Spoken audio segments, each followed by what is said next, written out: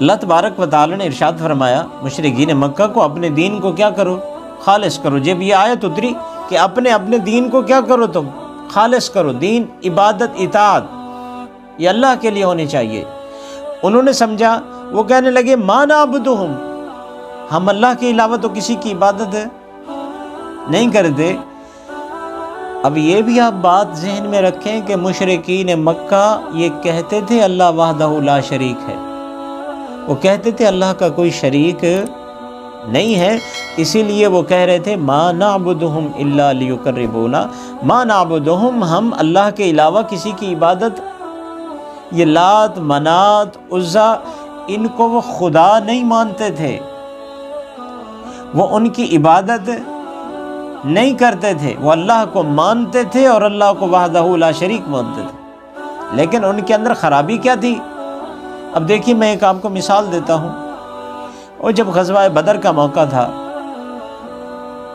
حضرت ابو سفیان نے پیغام بھیجا کہ مدینے والے ہم پر حملہ کرنے کا ارادہ رکھتے ہیں، آپ اگر اپنا سامان تجارت بچانا چاہتے ہیں تو ہماری مدد کو آئیں۔ تو ابو جہل نے مکے کے اندر 1000 کا لشکر تیار کیا۔ اب 1000 کا لشکر تیار کر کے وہ بیت اللہ پہنچا۔ کہاں پہنچا؟ بیت اللہ، غلاف کعبہ پکڑ کر اس نے دعا مانگی، اللہم، وہ الفاظ موجود ہیں سورۃ انفال کے اندر، اللہم ان کان ھذا ھو الحق من عندک، اے اللہ، کیا کہہ رہا ہے؟ اللہم کا کیا معنی ہوتا ہے؟ اے اللہ، یہ ابو جہل کہہ رہا ہے، اے اللہ، ان کان ھذا ھو الحق من عندک، اگر آپ کے نزدیک حضرت محمد صلی اللہ علیہ وسلم کیا ہے؟ حق ہیں، امطر علینا حجارتا من السماء او ائتنا بعذاب علیم، پھر میرے اوپر کیا آ جائے؟ امطر علینا، ہمارے اوپر بارش برسا دے، پھر حجارتاً، کن کی؟ پتھروں کی، او ائتنا بعذاب علیم، یا ہمارے اوپر عذاب آ جائے۔ یعنی وہ اس پختہ یقین کے ساتھ کہہ رہا تھا کہ اللہ ہمارا تیرے اوپر تو ایمان ہے، لیکن آپ صلی اللہ علیہ وسلم اللہ کے نبی نہیں ہیں۔ اب جب یہ کہا گیا الا للہ الدین الخالص، کہ اپنے دین کو خالص کرو، انہوں نے کہا ما نعبدہم، ہم کسی کی عبادت نہیں کرتے۔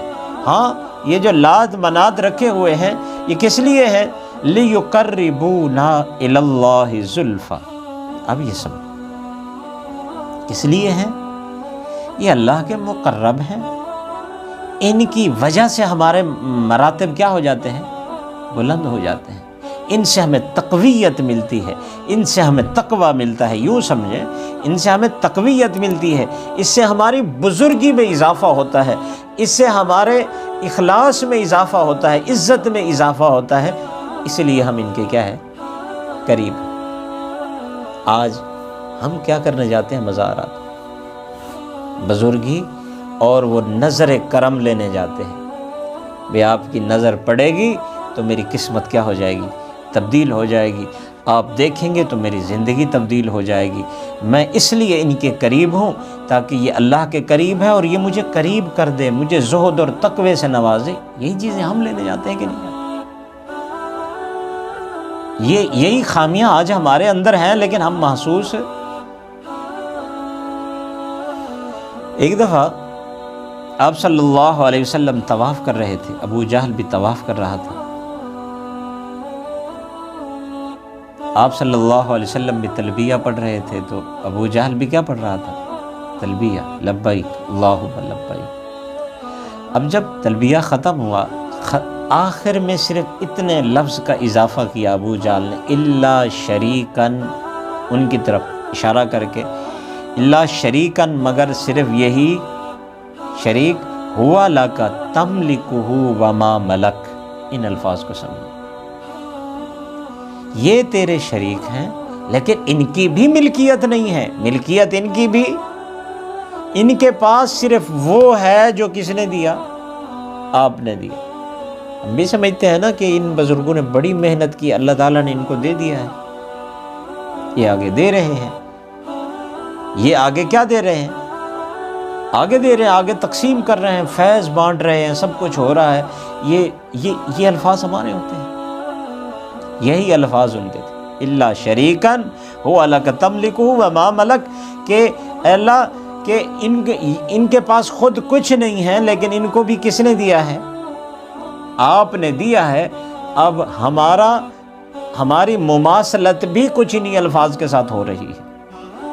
اس لیے وہ کہہ رہے تھے ما نعبدہم الا لیقربونا الی اللہ زلفیٰ،